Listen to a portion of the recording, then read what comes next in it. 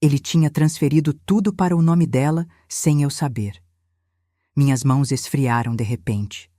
Os dedos que seguravam aquela folha amarelada não obedeciam mais. Naquele momento, algo dentro de mim decidiu que eu não precisaria de nada que fosse dele. A janela da sala estava aberta e a cortina de chita que eu costurei com a minha própria mão balançava devagar, como se o vento soubesse antes de mim. Eu me chamo Dorinha. Doroteia Maria Cavalcante, Braga. Mas todo mundo sempre me chamou de Dorinha, desde que eu tinha 7 anos e chegava na escola com o cabelo trançado com fita amarela, porque minha mãe achava que fita amarela combinava com o meu jeito. Tenho 53 anos, criei 2 filhos, cuidei de uma sogra que nunca me aceitou com gosto, mas que morreu segurando a minha mão, porque quando chegou a hora, foi a minha mão que estava disponível. Passei 26 anos dentro de um casamento que achei que era sólido como concreto. E descobri, em uma tarde de terça-feira comum, enquanto procurava o carnê do IPTU em uma gaveta banal, que concreto também racha quando a fundação é podre desde o início. Naquela tarde eu não estava procurando nada além do número de um carnê. Eu nunca procurava nada além do que precisava. Essa talvez fosse a minha maior ingenuidade. E eu levei 26 anos para entender isso. Eu acordava às 5:30 da manhã todos os dias. Não porque precisasse estar em pé àquela hora. Não porque houvesse alguma necessidade minha, algum projeto meu, algum sonho meu que exigisse esse horário. Eu acordava às 5:30 porque era o horário em que o Rogério gostava do café quente na mesa quando descia para trabalhar. 26 anos de café às 5:30 da manhã. 26 anos de cafezinho coado no filtro de papel, não na máquina. Ele nunca gostou da máquina. Dizia que o sabor era diferente, com 2 colheres cheias de açúcar e um dedinho de leite. Sem que ele jamais me agradecesse por isso, porque tinha virado parte do cenário, como a geladeira ou a pia. Parte do mobiliário vivo da casa. Eu trabalhava de casa. Sempre trabalhei. Desde antes dos filhos, desde os primeiros anos de casamento, quando a gente não tinha dinheiro para eu sair e pagar alguém para ficar com criança. Bordava para fora, fazia encomendas de doces para festas. Brigadeiro gourmet antes de isso ter esse nome chique, porque eu sempre soube que o detalhe fazia diferença. Costurava vestidos de noiva de vez em quando para uma clientela que ia me indicando silenciosamente, de mulher em mulher, de noiva em noiva. Não era uma renda grande. Nunca foi grande. Mas era minha. Era o único canto do dia em que eu era completamente eu mesma, sem precisar ser mãe, esposa, cuidadora, organizadora, secretária. O Rogério tinha uma construtora pequena. Começou do nada, literalmente. Um caminhão velho herdado do pai dele, 2 funcionários que eram mais amigos do que empregados, e um sonho de fazer obra grande. Eu fui a secretária nos primeiros anos, a contadora informal, a que atendia o telefone quando ele estava em obra e não podia atender, a que anotava pedido em caderninho porque não havia sistema, não havia computador, não havia nada além da boa vontade e do trabalho pesado. Fui eu que organizei o primeiro contrato em papel timbrado que eu mesma desenhei na gráfica da esquina. Que datilografei, com máquina de datilografia, numa época em que computador era luxo, a proposta que rendeu a primeira grande obra. Fui eu que calculei o custo, pesquisei os materiais, liguei para fornecedor. Mas isso tudo ficou na memória só minha. Na memória dele, ficou que ele tinha construído aquilo sozinho, com garra e determinação. E a narrativa que ele contava para os outros era essa. E eu nunca corrigi porque achava que não precisava. Os filhos cresceram. A Ana Luísa se casou e foi morar em Ribeirão Preto com um homem bom, um engenheiro civil de mãos calosas e olho quieto, que eu gostei desde o primeiro jantar. O Felipe está no 2º ano da faculdade de engenharia. O pai pagando com orgulho, contando para todo mundo que o filho vai ser engenheiro, como se a engenharia tivesse brotado do nada por geração espontânea, como se eu não tivesse passado noites inteiras acordada, ajudando com cálculo de frações no ensino fundamental, com equação do 2º grau no colégio, com redação vestibular numa madrugada de novembro em que ele estava desesperado e eu sentei do lado com uma caneta vermelha e fui palavra por palavra. Mas vêm os sinais. E eles sempre vêm. A gente é que escolhe não ver. O primeiro sinal chegou em janeiro daquele ano. O Rogério trocou a senha do celular. Parece coisa pequena. É o tipo de coisa que uma mulher razoável explica para si mesma com 10 razões diferentes. Segurança, trabalho, dado bancário, qualquer coisa. E eu expliquei assim. Mas a verdade é que eu precisei usar o celular dele numa tarde. O meu estava sem bateria e eu precisava ligar para a minha irmã. E quando pedi, ele me disse, casual, sem me olhar, que tinha mudado a senha semana passada e ainda não tinha me passado a nova. E saiu. E a senha nova nunca veio. Eu perguntei uma vez, dias depois. Ele disse que ia ver. E nunca vi mais. E eu deixei passar porque 26 anos de confiança pesa mais do que uma senha. O segundo sinal chegou em março.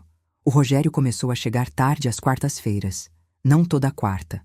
O que teria sido mais fácil de perceber. Uma quarta sim, outra não.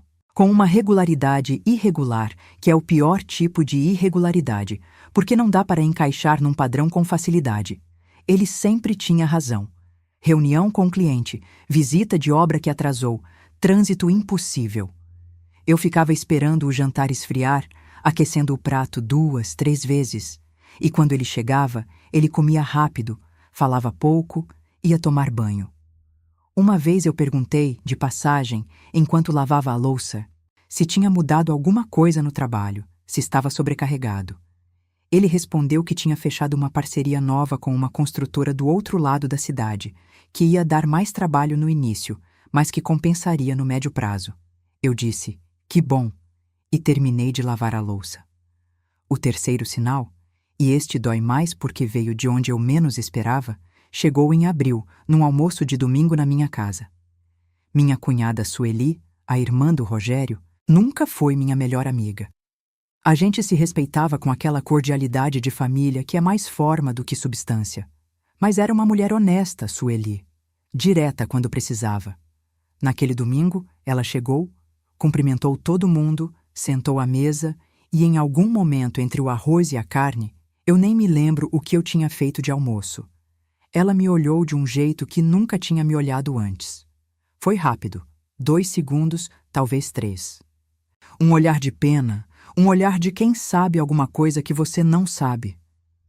E eu vi esse olhar, registrei esse olhar com toda a clareza e imediatamente produzi uma explicação. Ela estava cansada, estava preocupada com alguma coisa da vida dela, estava distraída.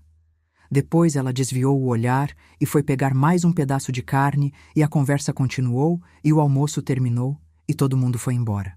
Eu nunca perguntei para a Sueli o que aquele olhar significava. Eu ignorei os 3 sinais porque eu confiava nele, porque 26 anos de confiança é uma armadura pesada demais para tirar por causa de uma senha, de uma quarta-feira, de um olhar de cunhada. E porque, se eu sou honesta comigo mesma até o fim, e preciso ser, mesmo que doa, eu tinha medo do que eu poderia descobrir se parasse de ignorar. Em 1998, quando o Rogério me pediu em namoro no baile do clube da cidade, ele tinha um único sapato bom. Ele me contou isso rindo, anos depois, numa noite em que a gente estava feliz e o vinho estava bom e os filhos tinham dormido cedo. Que tinha pedido o sapato emprestado de um amigo, o Claudinho, que usava o mesmo número que ele, para me encontrar naquela noite, porque o único sapato bom que ele tinha estava furado na sola, e ele não ia aparecer para me pedir em namoro com sapato furado, que naquele sapato emprestado ele tinha andado até a mesa onde eu estava sentada, sozinha, tomando suco de caju, esperando que alguma coisa acontecesse naquela noite sem saber exatamente o que. Eu ainda me lembro do vestido que eu usava naquela noite. Azul marinho, de crepe, com botões brancos no decote. Minha mãe tinha comprado para o meu aniversário de 18 anos, com dinheiro guardado aos poucos durante meses, porque ela não tinha dinheiro sobrando, mas sabia que eu ia precisar de um vestido bonito para o baile. Eu guardo esse vestido até hoje em uma mala embaixo da cama, dobrado com papel de seda entre as camadas, como se fosse um documento importante. Não sei explicar por quê. Talvez porque foi o único presente que durou mais do que o casamento. Nos primeiros anos, a gente era pobre com uma dignidade que hoje me parece quase bonita, se eu conseguir tirar a amargura do meio. Moramos os 3 primeiros anos de casados num quarto alugado nos fundos da casa da sogra, a dona Nadir, que era uma mulher dura do jeito que só a vida muito difícil fabrica. O quarto era pequeno, com um banheiro que a gente dividia com ela, e as paredes eram finas o suficiente para que qualquer conversa em volume normal fosse ouvida na cozinha. A gente aprendeu a discutir no sussurro, aprendeu a chorar no travesseiro, aprendeu que intimidade é um luxo que precisa ser construído, que não vem junto com o apartamento. Eu aprendi a cozinhar com o que havia, a esticar o frango para dar para 3 refeições, a fazer doce com banana passada que senão iria ao lixo, a não reclamar quando o mês era mais comprido do que o salário. Eu larguei o curso de técnico em enfermagem quando o Felipe nasceu. Não porque o Rogério mandou, ele nunca mandou, devo isso a ele, mas porque alguém precisava ficar, e a gente não tinha dinheiro para a creche, e eu ganhava menos do que ele, e a lógica econômica daquela época dizia que era eu que ficava. Eu fiz essa conta fria numa manhã de hospital, segurando o Felipe recém-nascido, e não chorei. Guardei a tristeza do curso num canto pequeno dentro de mim, e tampei por cima com o amor pelo filho, que era real e imenso, e não cabia em conta nenhuma. A minha vez de voltar a estudar, de ter alguma coisa só minha, foi sempre adiada. Adiada quando o Rogério precisou que eu ficasse com as crianças enquanto ele ia para uma reunião de obra. Adiada quando a sogra adoeceu e precisou de alguém que ficasse durante o dia. Adiada quando a construtora cresceu e ele precisava de mim para ajudar com os papéis, porque o contador era caro e ele confiava mais em mim do que em qualquer contador. Eu adiei tanto que a minha vez virou um conceito abstrato, algo que existia no futuro de um jeito tão vago que eu parei de localizar quando seria. Mas tem uma coisa que o Rogério nunca soube, que em 2001, quando o Felipe tinha 3 anos e a Ana Luísa tinha 6, eu me inscrevi num curso de extensão de design têxtil numa escola técnica da cidade. Paguei a matrícula com o dinheiro das encomendas de doce. Fiz as 2 primeiras aulas numa tarde de sábado, enquanto ele estava em obra. Na 3ª semana, ele marcou um almoço com o cliente no mesmo sábado e precisou que eu ficasse para atender. E eu fiquei. E não voltei para o curso. E nunca mais falei nisso para ninguém. Não porque ele tivesse pedido que eu desistisse. Porque eu aprendi tão bem a ocupar menos espaço que tomei a decisão sozinha, antes que alguém precisasse pedir. Quando a construtora do Rogério começou a crescer de verdade, foi em 2005, quando ele conseguiu o contrato de reforma do ginásio da prefeitura. Eu parei de pegar tantas encomendas de fora para ter tempo de ajudar ele com a parte administrativa. Fui eu que organizei as notas fiscais nos primeiros 5 anos de crescimento. Fui eu que criei uma planilha no Excel assistindo a tutorial no YouTube, numa época em que YouTube ainda era novidade e os tutoriais eram filmados com câmera tremida e voz de quem não estava acostumado a aparecer. Nunca tinha feito um curso de informática na vida, mas eu aprendi porque precisei. Fui eu que construí o arquivo de contratos, separado por data, por cliente, por valor, porque sem esse arquivo ele não teria conseguido mostrar histórico quando precisou de crédito no banco. E foi eu que liguei para o gerente do banco em 2008, quando a construtora estava afundando por causa da crise e o Rogério não conseguia nem sair da cama de tanto estresse. Ele ficou deitado 3 dias. 3 dias em que eu levei os filhos para a escola, fiz o café das 5h30, cuidei da casa, e de tarde sentava na frente do computador e ligava para o banco com uma voz mais firme do que eu me sentia por dentro. Negociei o prazo da dívida. Consegui uma extensão de 90 dias que salvou a empresa. Ele nunca me disse que eu tinha salvado a empresa naquele ano. Nunca mesmo. Mas eu sei que salvei. Tenho a certeza disso na memória dos dedos. No jeito que a minha mão parava de tremer depois de cada ligação. Quando eu desligava o telefone e ficava parada por 1 minuto, respirando devagar, antes de voltar para a cozinha preparar o jantar. Depois que a crise passou e as coisas melhoraram, ele nunca trouxe aquilo de volta. Nunca disse, lembra quando você salvou a empresa? Virou página. A empresa dele cresceu, o nome dele cresceu, ele passou a ser o Rogério da Construtora, um homem de negócio, respeitado, conhecido. E eu continuei sendo a Dorinha, a mulher do Rogério, que fazia bolo de aniversário bonito e bordava toalha para dar de presente. Depois que as coisas melhoraram, eu voltei para as encomendas. Mais baixinho, mais discreta, menos espaço. Eu tinha aprendido a ocupar menos espaço com uma eficiência que hoje me assusta.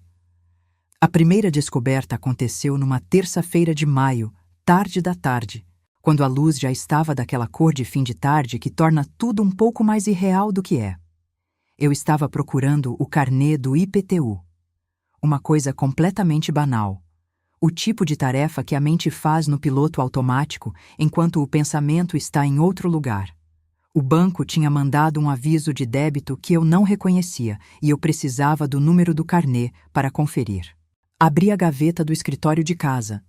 A gaveta que ficava do lado esquerdo da mesa, que era minha desde sempre porque o Rogério nunca usava aquela mesa. Ele tinha o computador no quarto de visitas que virou o escritório dele. E embaixo de uma pilha de recibos velhos, de carnês de anos anteriores, de uma folha de garantia de liquidificador de 2009, eu encontrei um envelope pardo. Estava fechado, dobrado ao meio, com o nome do Rogério escrito à mão na frente, mas numa letra que não era a dele. Uma letra feminina, arredondada, com o R maiúsculo de quem aprendeu caligrafia. Eu fiquei olhando para aquele envelope por talvez 2 minutos sem tocar nele. Depois peguei. Abri. Era um contrato de compra e venda de imóvel. 4 páginas grampeadas, com reconhecimento de firma do cartório do município de Campinas. Um apartamento de 2 quartos, 72 metros quadrados, no bairro Cambuí, registrado 8 meses antes, em nome de uma empresa que eu nunca tinha ouvido falar na vida. MCR Incorporações e Participações Ltd. Uma empresa da qual o Rogério Antônio Braga constava como sócio. E havia outro nome de sócia, Fernanda Cristina Moraes. Eu li aquele nome 3 vezes.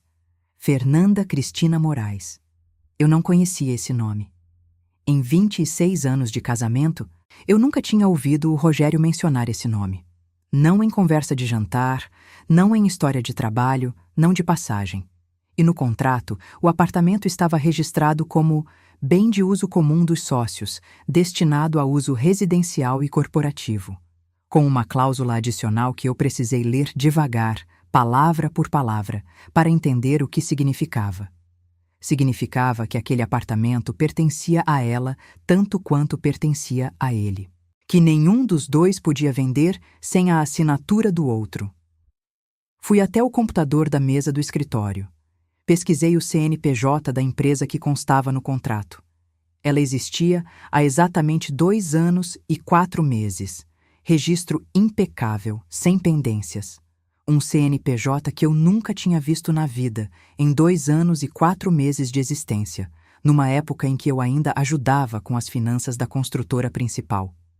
Uma empresa paralela, com uma sócia que eu não conhecia, com um apartamento em Campinas. Meu estômago fez um movimento que não tem nome adequado. Não é enjoo. É mais como quando o elevador desce rápido demais, uma queda controlada que o corpo sente antes que a mente processe. Não liguei para ele. Não liguei para ninguém. Fechei o envelope com cuidado. Coloquei de volta exatamente como estava. Embaixo dos recibos velhos, embaixo da garantia do liquidificador, dobrado ao meio, como se nunca tivesse estado na minha mão. Fui para a cozinha, fiz o jantar. Esperei ele chegar. A segunda descoberta aconteceu 3 dias depois. Eu não conseguia parar de pensar no CNPJ. Naquele número que não existia na minha vida, mas existia na vida do homem que dormia do meu lado. Então, numa manhã em que ele foi para a obra cedo e os filhos não estavam em casa, eu peguei a bolsa, o RG, e fui pessoalmente ao cartório de registro de imóveis da cidade. Levei o número do CNPJ que tinha copiado num papel avulso que guardei dentro do porta-moedas para não ficar visível. Levei uma desculpa pronta para caso precisasse justificar por que estava pedindo informação sobre aquela empresa. Não precisei de desculpa. O acesso a registro de imóvel é público. Qualquer cidadão pode pedir. A atendente foi simpática, digitou o CNPJ e o que apareceu na tela dela foi mais do que eu tinha imaginado encontrar. Não era só um apartamento em Campinas. Havia 2 imóveis registrados em nome daquela empresa. O apartamento de 2 quartos no Cambuí, que eu já conhecia do contrato, e um terreno em Atibaia, registrado 16 meses antes, 4 hectares de terra com acesso à estrada municipal. Ambos transferidos dentro do período dos últimos 2 anos. Ambos com o nome dela junto. Eu pedi certidões dos 2 registros. Paguei em dinheiro, o dinheiro do meu bordado, que sempre guardei separado, num envelope dentro da gaveta da minha roupa. Dobrei as certidões, coloquei dentro da bolsa e saí do cartório com um passo que precisei controlar para não parecer que eu estava fugindo de alguma coisa. Entrei no carro que estava estacionado na rua de frente. Travei as portas. E só ali, com as portas travadas e o vidro fechado, deixei a mão tremer sobre o volante. Deixei o tremor passar pelo braço inteiro, pelo ombro, pelo pescoço, como uma corrente que precisava ter saída. Depois, respirei fundo e comecei a pensar no que fazer com o que eu tinha. A terceira descoberta não veio de papel. Veio de uma mensagem no celular 1 semana depois de uma cliente que morava em Campinas havia 3 anos, a dona Conceição. Uma senhora de 60 e poucos anos que me encomendava todo Natal um jogo de toalhas bordadas para dar de presente para a filha, sempre com monograma, sempre com aquele ponto de cruz miúdo que demorava mais, mas ficava mais fino. Ela mandou uma foto de um casal saindo pelo portão de entrada de um prédio. Dava para ver o número do prédio, a rua. Dava para ver o rosto dos 2 com clareza porque a foto tinha sido tirada com zoom, de uma distância respeitosa, mas suficiente. A mensagem junto dizia: Dorinha, eu não queria ser eu a te mandar isso, mas é o seu marido, com uma mulher. O prédio fica pertinho da minha casa e eu eles toda semana. Perdão pela intromissão. Você merece saber. A mulher da foto era mais nova do que eu, muito mais nova do que eu. Uns 15 anos mais nova, talvez mais. Com um jeito de andar que eu não sei descrever. Uma leveza que a gente tem quando ainda não carregou o suficiente. Ela segurava a mão dele do lado de fora daquele prédio. Ele deixava segurar. Eu encarei a foto por um tempo que não sei medir. Dei zoom no rosto dele. Era ele. A camisa azul que eu tinha passado naquela manhã. Era ele. Depois coloquei o celular virado para baixo na mesa de cabeceira. Deitei. Olhei para o teto. Não chorei naquela noite. Não havia choro disponível ainda. Havia apenas uma espécie de clareza gelada, como quando você está dentro d'água e o som vem abafado e lento. Naquela noite eu apenas calculei. O confronto final aconteceu numa tarde de domingo. Os filhos estavam fora, a Ana Luísa em Ribeirão, o Felipe num churrasco de faculdade. A casa estava quieta daquela quietude que parece preparada, como se o silêncio soubesse que alguma coisa estava prestes a romper. Eu pus as 3 certidões em cima da mesa de centro da sala. A foto da dona Conceição impressa em papel comum, e um papel que eu mesma tinha preparado. O extrato das movimentações da conta conjunta nos últimos 2 anos, que eu tinha comparado linha a linha com as datas das obras que ele dizia ter feito, marcando em amarelo as transações que não batiam com nenhum cliente que eu conhecia, com nenhuma nota fiscal que eu tinha no arquivo. Havia 23 marcações amarelas. Ele entrou na sala, viu os papéis na mesa, parou. Ficou olhando para aquilo sem se sentar. Você foi atrás das minhas coisas. Eu fui atrás da minha vida. Isso não é o que parece. Então me explica o que é. Ele ficou em silêncio por um momento, calculando. Eu via o cálculo nos olhos dele. O mesmo olhar que ele tinha quando avaliava a proposta de obra, quando pesava risco e retorno. A Fernanda é parceira de negócio, é investidora. O que aconteceu entre a gente foi um erro. Eu sei que errei. Um erro que dura 2 anos tem apartamento e terreno em nome conjunto? São bens da empresa Isso é separado. São bens que saíram do nosso patrimônio sem você me contar. É complicado, Dorinha. Você não entende como funciona a estruturação de ativo. Eu organizei os seus contratos por 15 anos. Eu criei a planilha que até hoje você usa. Fui eu que liguei para o banco em 2008 quando você não conseguia sair da cama. Não me diz que eu não entendo. Ele mudou de estratégia. Eu vi a mudança acontecer no rosto dele. Uma leveza forçada, uma voz que ficou mais suave. Você nunca perguntou o que estava acontecendo comigo, com a minha cabeça, com o que eu estava sentindo. Aquela frase. Você nunca perguntou. Eu que levantava às 5:30 da manhã para fazer o café que ele gostava. Eu que passei noites inteiras acordada com criança com febre enquanto ele dormia do lado porque tinha obra cedo. Eu que larguei o curso técnico, que guardei o curso de design dentro de uma gaveta, que adiei a minha vez até a minha vez deixar de existir como prazo concreto. Eu que liguei para o banco com a voz mais firme do que eu me sentia e salvei a empresa que ele agora usava para esconder patrimônio. E eu nunca perguntei o que ele estava sentindo. Eu respirei devagar, com cuidado, para não deixar aquela frase me tirar do lugar onde eu precisava estar. Você transferiu bens do nosso patrimônio conjugal para o nome de uma empresa que eu não sabia que existia. Isso não é falta de conversa, Rogério. Isso tem outro nome. Eu ia resolver. Ia te explicar quando o momento fosse certo. 2 anos e o momento nunca ficou certo? É mais complicado do que parece. Quantas vezes você me disse que eu estava exagerando quando eu tentei falar alguma coisa que me incomodava? Silêncio. Quantas vezes você me fez me sentir pequena por ter um sentimento que você achava desnecessário? Mais silêncio. Eu tenho as certidões. Eu tenho a foto. Eu tenho os extratos com as marcações. Amanhã de manhã cedo eu vou procurar um advogado. E foi ali que ele me olhou de um jeito que eu nunca tinha visto nos 26 anos todos. Não era raiva, não era mágoa, era cálculo puro. Você não tem dinheiro para advogado, disse com calma, com uma calma que foi mais cruel do que qualquer grito poderia ser. Uma avaliação de capacidade, não uma provocação emocional. Ele estava verificando se eu tinha condições de lutar, e achando que a resposta era não. Eu não respondi. Peguei os papéis da mesa, dobrei com cuidado, coloquei dentro da bolsa que estava no chão ao lado do sofá, e saí da sala sem dizer mais nada. Não respondi. Peguei as certidões da mesa. Dobrei devagar. Meu coração batia no pescoço. Respirei pelo nariz. 1 vez. 2. Olhei para a janela da sala. A cortina de chita balançava. Aquela cortina eu costurei. Com as minhas mãos. Com linha que eu escolhi. Num sábado de 2012, em que os filhos estavam na escola e eu fiquei em casa, e por uma manhã inteira fiz apenas o que eu queria fazer. Naquele momento eu não pensei em vingança.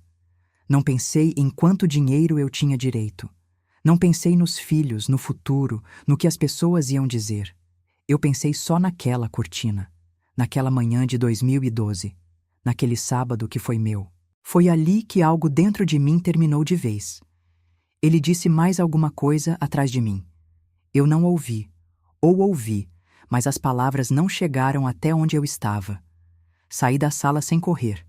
Fui para a cozinha. Sentei na cadeira de sempre. Olhei para as minhas mãos abertas em cima da mesa.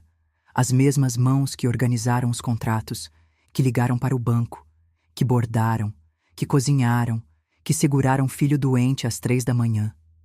Essas mãos, que ele achou que eu não teria dinheiro para contratar.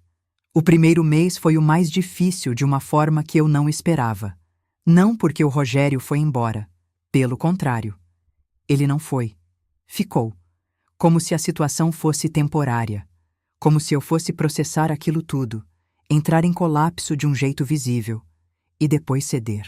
Ele ficou dormindo no quarto de hóspedes, o mesmo quarto onde a minha mãe ficava quando vinha nos visitar, e tomava café de manhã, como se tudo estivesse nos eixos, saía para a obra, voltava à noite, jantava em silêncio ou com comentários banais sobre o trânsito ou sobre o tempo. Como se aquilo fosse uma fase que ia passar se ninguém forçasse o assunto. E eu continuava fazendo o café às 5:30 da manhã. Não por ele, por automatismo. Por 26 anos de músculo que não recebeu o aviso ainda. O corpo tem uma memória que demora mais a apagar do que a mente. Nas primeiras 2 semanas, eu não conseguia comer direito. Não era falta de apetite no sentido comum. Era que o alimento chegava na garganta e encontrava alguma coisa no caminho. Uma resistência física, como pressão. Eu ficava sentada à mesa, olhando para o prato que eu mesma tinha cozinhado. Porque eu continuava cozinhando também, pelo mesmo motivo do café. E pensava que tinha passado 26 anos fazendo aquilo para uma vida que não era o que eu achava que era. E o pensamento era pesado demais para a comida descer junto. Às 3 da manhã eu acordava. Não tinha sonho ruim que acordasse, era pior do que sonho. Era um acordar limpo, direto do sono para o estado de alerta, com todos os pensamentos já prontos, esperando. O teto do quarto que eu tinha escolhido há 15 anos, que eu tinha pintado de branco antigo, porque branco puro era frio demais, estava lá em cima do mesmo jeito que estava quando eu estava grávida do Felipe e não conseguia dormir de desconforto, quando estava com medo, quando estava feliz. O mesmo teto. E eu embaixo dele, com o aperto no peito que não deixava o ar entrar com facilidade nos primeiros segundos de cada acordar. Não chorava. O choro viria em ondas, mais tarde, em momentos que eu não controlava. Àquelas 3 da manhã, havia apenas um vazio que ocupava espaço sem fazer barulho, mais pesado do que choro. A vergonha chegou de um lado que eu não tinha previsto. Minha vizinha Cida, com quem eu tomava café toda semana há mais de 10 anos, que conhecia os meus filhos pelos nomes e pela história, que tinha me contado coisas que ela não contou para a irmã. A Cida simplesmente parou de aparecer. Sem aviso, sem explicação. A campainha que eu ouvia nas terças-feiras ficou quieta. Eu não liguei na primeira semana, porque achei que ela estava ocupada. Na segunda semana, fiquei com o telefone na mão por um tempo e depois pousei. Na terceira, eu soube. Por um caminho tortuoso de família que envolve sobrinha e amiga de sobrinha, que a Cida tinha ficado sem saber o que dizer, que ela achava que era melhor esperar eu resolver antes de retomar o contato para não intrometer. Que ela estava constrangida. O constrangimento dela com a minha situação virou um peso que eu carregava sem ter pedido. E uma tarde de semana normal, eu precisei ir à padaria do bairro. A mesma padaria de 20 anos, onde o Rogério era gente boa, onde todo mundo sabia o nome dele, onde a gente comprava pão francês quente todo domingo.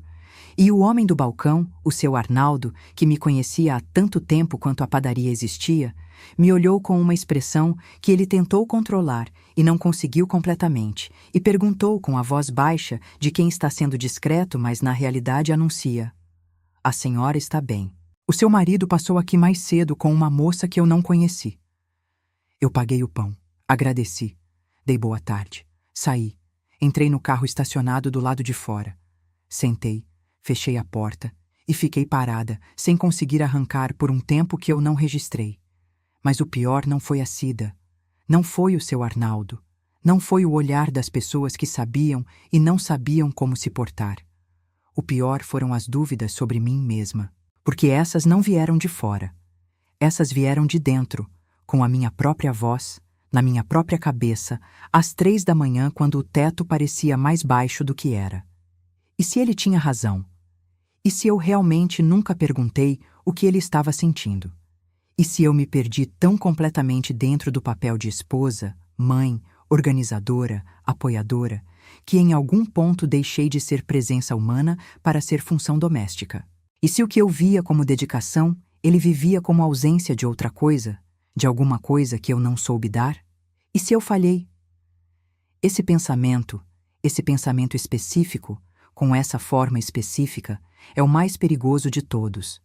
Não porque seja verdadeiro, mas porque usa a sua própria voz, porque vem de dentro, porque quando você está exausta e sozinha às 3 da manhã, a sua própria voz tem uma autoridade que nenhuma voz externa tem. Eu fiquei com essa dúvida por semanas. Ela não me abandonava. Ela se misturava com o aperto no peito e com a pedra na garganta e com o teto descendo. uma presença constante, como o barulho de fundo que você só percebe quando para de conseguir ignorar.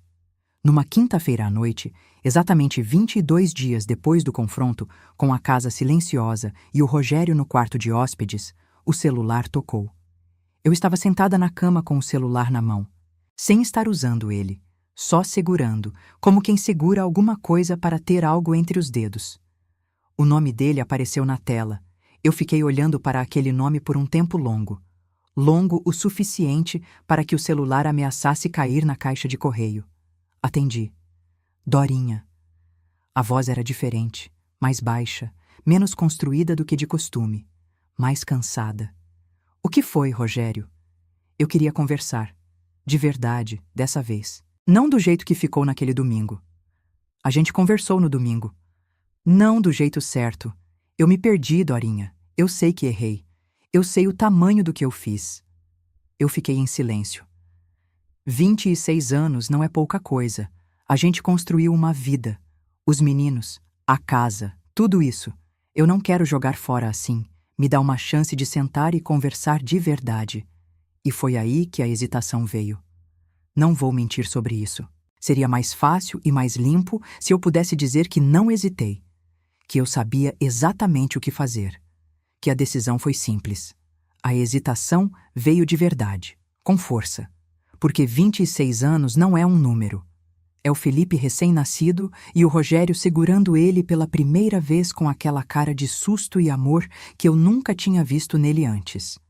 É a Ana Luísa no dia da formatura do colégio e os dois de mãos dadas na primeira fila. É o jantar de aniversário de 15 anos de casamento que ele organizou surpresa com a ajuda dos filhos, com uma toalha bordada por mim dobrada em cima da mesa, porque ele sabia que eu gostava das minhas próprias peças.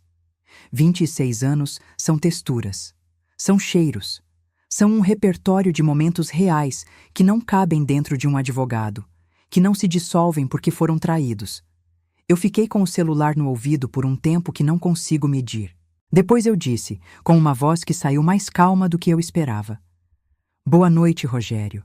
Desliguei. E então, pela primeira vez desde aquele domingo, eu chorei de verdade. Não foi choro de raiva. Não foi choro de alívio. Foi choro de peso. O peso exato de 26 anos sendo largados de uma vez. De tudo que eu tinha sido dentro daquilo sendo reconhecido e despedido ao mesmo tempo.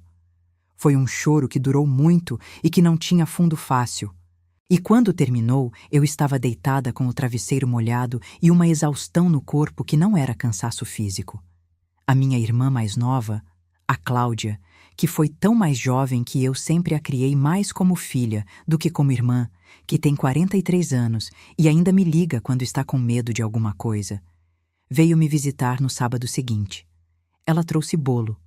Um bolo de cenoura com cobertura de chocolate, que ela sabia que era o meu favorito, feito com cuidado e com intenção boa. Ficamos sentadas na cozinha, as duas, com o bolo no meio e o chá quente nas mãos. E ela ficou olhando para mim com aquele amor imenso e aquela impotência de quem quer resolver e não sabe como. Ela tentou. Tentou de verdade. Disse que eu precisava me cuidar. Verdade. Disse que eu tinha que ser forte.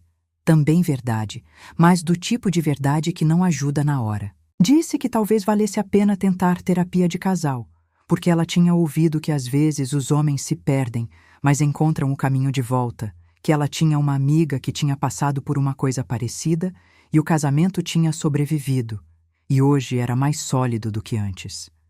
Eu a olhei com uma ternura enorme e um cansaço que não cabia em palavras. Ela não entendia o tamanho do que estava na mesa. Não por falta de amor.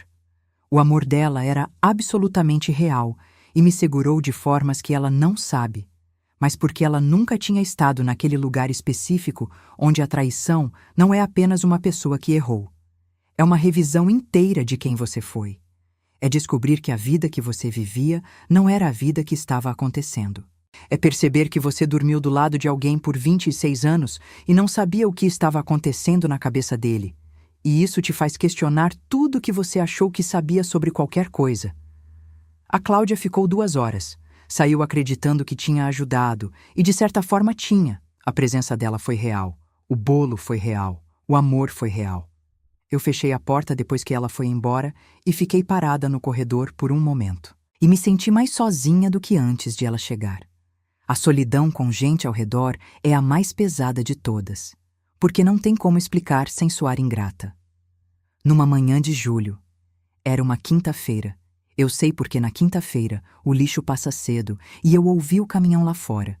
18 dias depois da ligação dele, eu me levantei, não às 5h30, às 7h12, quando o sol já estava alto o suficiente para entrar pela fresta da cortina e cair na cama. Fui até o banheiro, abri o chuveiro, lavei o cabelo. Sei que parece o menor dos atos, é de fato o menor dos atos. Mas eu preciso dizer o que aquilo custou para ser honesta. Foram 4 dias sem conseguir fazer aquilo. 4 dias em que eu chegava até a porta do banheiro, colocava a mão na maçaneta e voltava. Porque parecia que não havia energia suficiente no meu corpo para aquela sequência de movimentos. Abrir o chuveiro, esperar a água esquentar, entrar, molhar o cabelo, passar shampoo, enxaguar, sair, secar. Parecia um número de passos impossível para o estado em que eu estava. Naquela manhã de julho, eu completei todos os passos. Fiquei debaixo da água quente por mais tempo do que o necessário. Senti o vapor subindo, aquecendo o banheiro pequeno, embaçando o espelho. Senti o cheiro do shampoo, de coco, o mesmo frasco de sempre, comprado no mercado do bairro. E tive um pensamento que veio sem ser chamado, que eu ainda estava ali, que o meu corpo ainda estava ali, ocupando espaço, respirando, funcionando, que a água estava quente e o shampoo cheirava a coco, e eu estava em pé, que eu ainda existia, mesmo com tudo o que tinha acontecido. Esse pensamento pareceu importante de um jeito difícil de explicar. Depois do banho, antes de fazer qualquer outra coisa, sentei na beira da cama com o celular. Abri o histórico de pesquisa que eu tinha feito semanas antes, quando não conseguia dormir às 3 da manhã e ficava pesquisando coisas que não conseguia agir. Advogados, direito de família, meação, bens ocultos, partilha. Uma pesquisa de madrugada que eu nunca mostrei para ninguém. Liguei para o escritório do Dr. Marcos Aurélio Figueiredo, que tinha aparecido em 4 pesquisas diferentes com avaliações consistentes e um artigo sobre patrimônio oculto em casamentos que eu tinha lido 3 vezes. A secretária atendeu. A minha voz tremeu quando eu disse o meu próprio nome. Mas eu disse. Marquei para a semana seguinte. Desliguei. Fiquei parada por um momento com o celular no colo. E então me levantei para fazer café. Não às 5h30, às 8h40, no meu horário.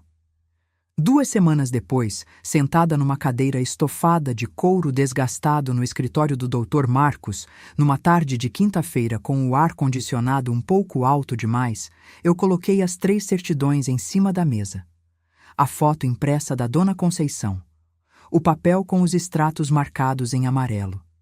Ele examinou tudo com calma, sem pressa, sem aquela expressão de pressa que advogado tem quando já sabe onde a conversa vai.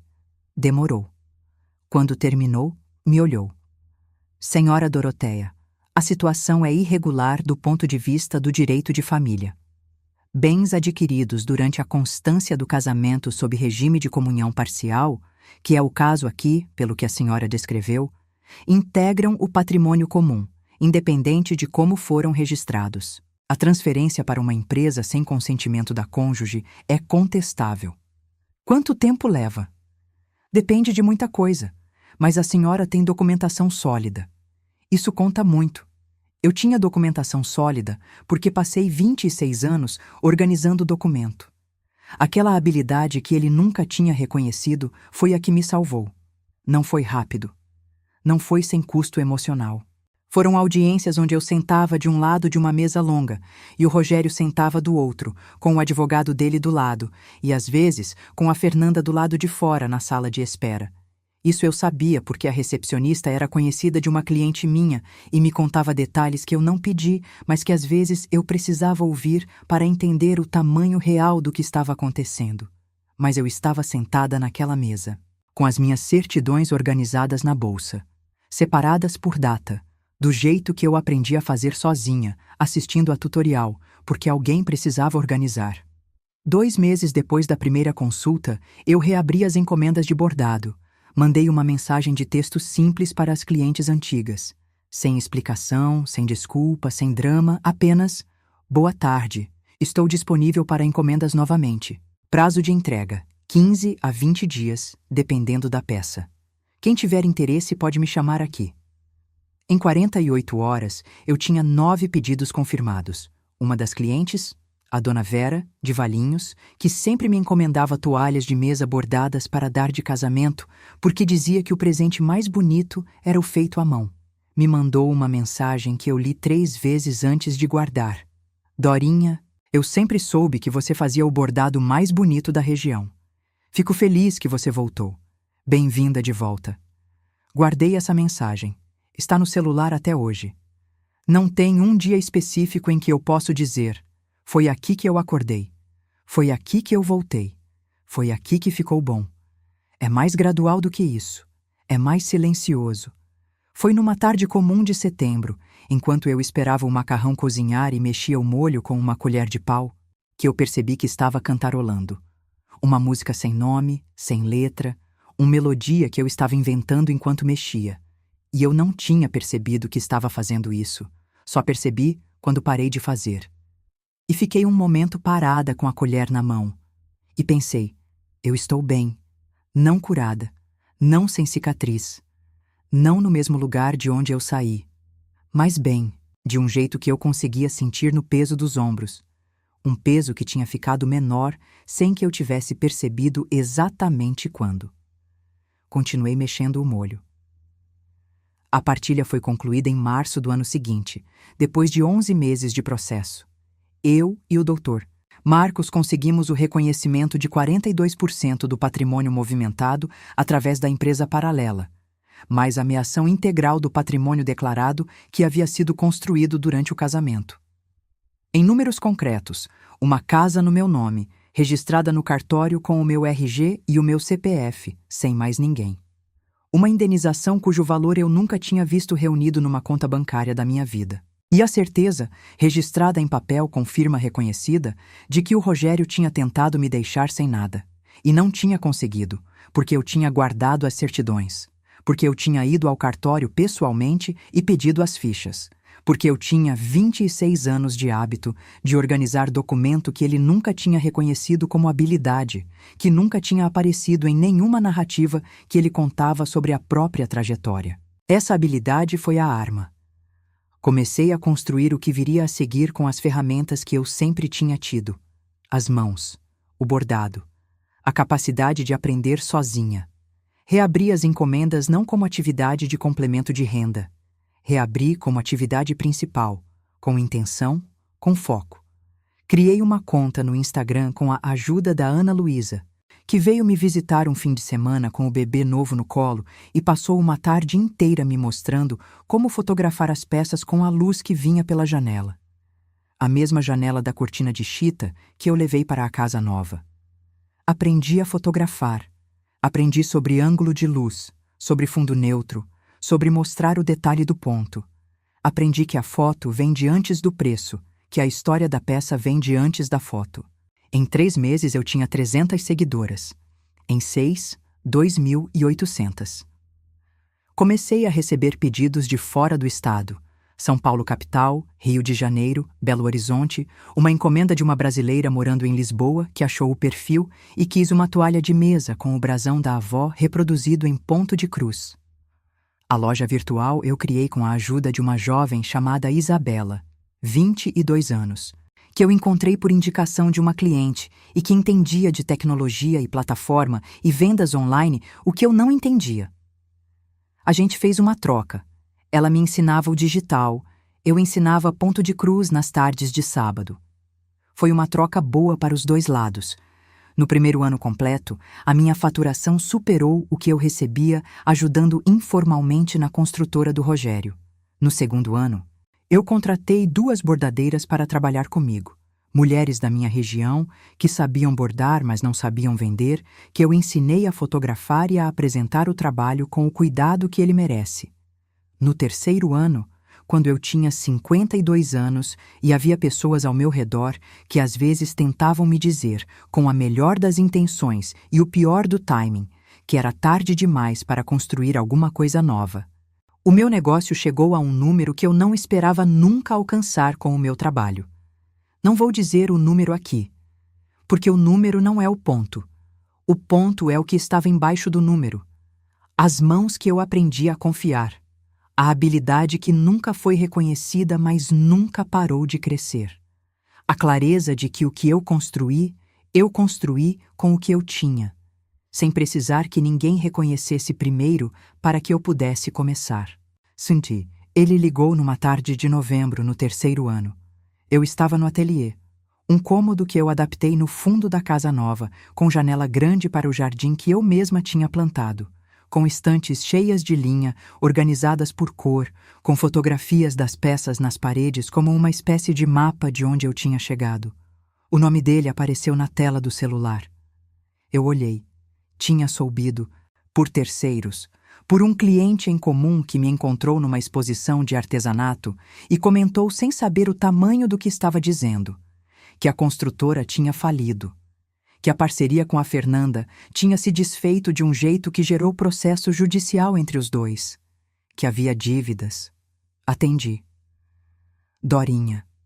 A voz era a mesma voz, mais velha, com a camada de cansaço que aparece em pessoas que enfrentaram consequências que achavam que não chegariam. Oi, Rogério.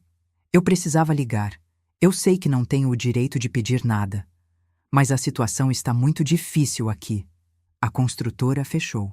Tem processo. Eu pensei que talvez você pudesse...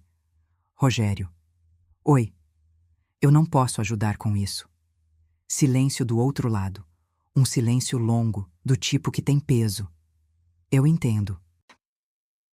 Espero que você encontre uma saída. Com toda sinceridade. Tá. Boa tarde. Desliguei. Não com raiva. Sem raiva. A raiva tinha acabado antes. Havia terminado num ponto que eu não soube identificar exatamente, que foi acontecendo enquanto eu estava ocupada construindo outras coisas. Apenas desliguei. Naquela mesma noite, depois que o ateliê ficou silencioso e eu apaguei as luzes, fui até a prateleira da sala da casa nova. Tinha um pote de vidro com tampinha de madeira que eu tinha levado da casa antiga junto com as poucas coisas que escolhi trazer. Dentro do pote havia um papel dobrado, a receita de bolo de milho da minha avó Nhá Noca. Letra miúda, em caneta azul já desbotada, cheia de medidas como agosto e, quando estiver cheirando bem, no lugar de temperatura exata, porque a minha avó cozinhava pelo sentido e não pelo termômetro. Ela tinha me dado essa receita na semana do meu casamento. Enrolou num barbante e entregou junto com um abraço longo e disse: "Quando você precisar se lembrar de onde vem, faz esse bolo." Eu nunca tinha feito. Por 26 anos aquele papel ficou dobrado dentro do pote de vidro, esperando o momento em que eu precisasse me lembrar de onde eu vinha. Naquela noite eu fiz o bolo. Segui a receita à risca, interpretando os a gosto com o instinto que a minha avó teria aprovado, sentindo o cheiro mudar quando o milho começou a caramelizar na lateral da forma. Quando ficou pronto, eu cortei um pedaço e fui sentar na janela do ateliê. Lá fora estava o jardim que eu plantei com as minhas mãos. Não o jardim da casa antiga. O jardim desta casa, que tem o meu nome no papel do cartório e o meu gosto em cada planta escolhida. Comi devagar. Senti o gosto do bolo de milho da minha avó Nhá Noca, que eu nunca tinha feito antes, mas que reconheci. E pensei que ela teria gostado daquele jardim.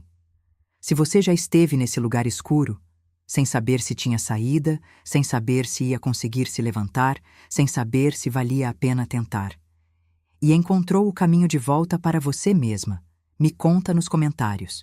Eu quero saber como você fez. Porque cada história de recomeço é um mapa que outra mulher pode precisar um dia.